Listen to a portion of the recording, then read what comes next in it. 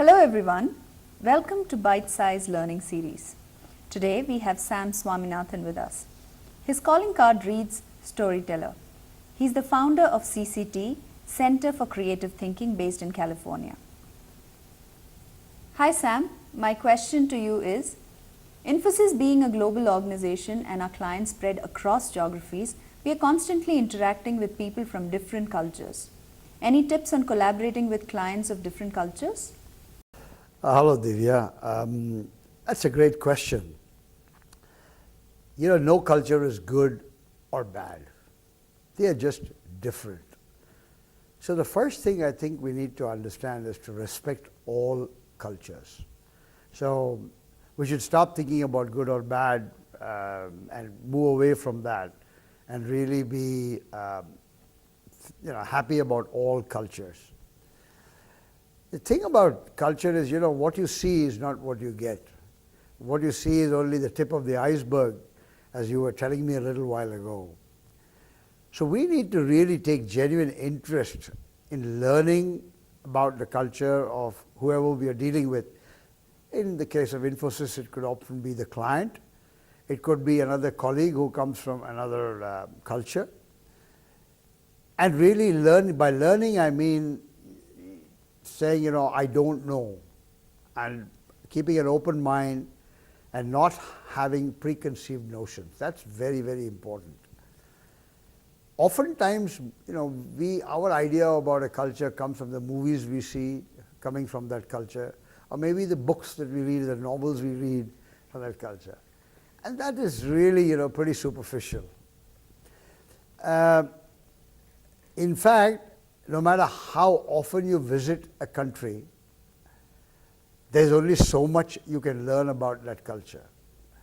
Visiting a place even 20 times or 30 times, being there for 2 months, 1 week, 3 days, 7 days,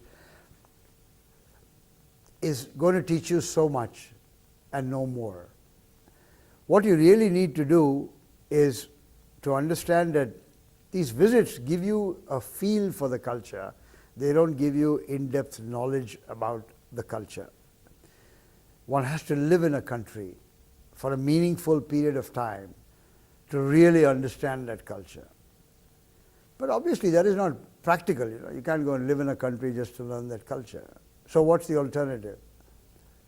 Well, my suggestion is that when you travel, we should not spend our free time in our hotel room or with our own peers and the people we know very well, the people who are from our cultures or the cultures we are comfortable with, because that way you lose the opportunity to really imbibe what is going on around you. So while traveling, engage with the locals, visit places, be curious, ask questions of the locals. Let's say it's July 4th. Don't stay in your hotel room or in the apartment where you live saying it's a holiday today. Get involved in the Independence Day celebrations if it's the United States that you're living in at that time or you're visiting at that time and it happens to be the 4th of July or Thanksgiving in November. Because that's the way you actually get to see what it's all about and what the local people are all about. So it's also an environment where you see people in an informal environment. So how they behave and how they speak is the way they actually behave and speak, not in a formal environment. So you'll get an insight into their informal living. Never let up an opportunity to actually visit the house of a local person. Because homes tell a lot. They speak volumes.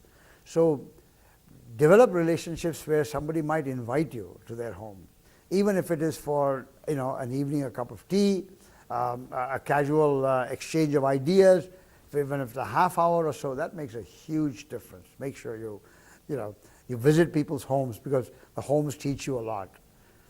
You'll end up learning a lot that is genuine and true. That really makes a difference. This way, your client will begin to understand that you are engaged with him or her. You are engaged in the organization, not just that this is a piece of work to do. I'm here to do this work. I do it from 8 to 6 or whatever, and then vanish in the sunset. Learn about the local sporting activities. I was saying, if you come from the Midwest, those guys are very, very interested. The people in the Midwest are very interested in baseball. They are very interested in American football. They are very interested in basketball. And these are some national sports which people spend a lot of time watching. The best deals are often struck in sports bars. Bill Campbell, who was the mentor of Stephen Jobs, was the football coach in Columbia. So that's how important sporting activities are. Get to know what is the local economy. Is the local economy agriculture? It is manufacturing. What is it? Garments. What is it? So then you'll get a better feel for the people. We have this idea that I know about, say, Europe. Europe, we all put it in one box. But do you know that the Belgians are very different from the Dutch? The Norwegians are very different from the Swedes, and so on and so forth. If you come this side of the pond, the people from Boston are very different from the people from Atlanta, though they are all from the United States. I'll tell you how important this can be. You might have heard of Olivetti. It was an Italian computer company once upon a time. They made typewriters, computers, and all that. They were in deep trouble at one point in time, and so a bunch of consultants came to try to study Olivetti, and they recommended a matrix structure. And Olivetti collapsed. They filed for bankruptcy after that. Because in the Italian culture, there's only one father. They are very, very hierarchical, like the Roman Catholic Church. But a matrix structure gives you more than one father. You know what I mean? More than one boss. You have dotted line relationship. They could never understand matrix structure. And those consultants killed Olivetti. So you've got to understand, that's what I mean by culture. You've got to get much deeper and understand what it is. It's not enough to do as the Romans do when you're in Rome. Try to find out why the Romans do what they do when you're in Rome. And that's really what culture is all about.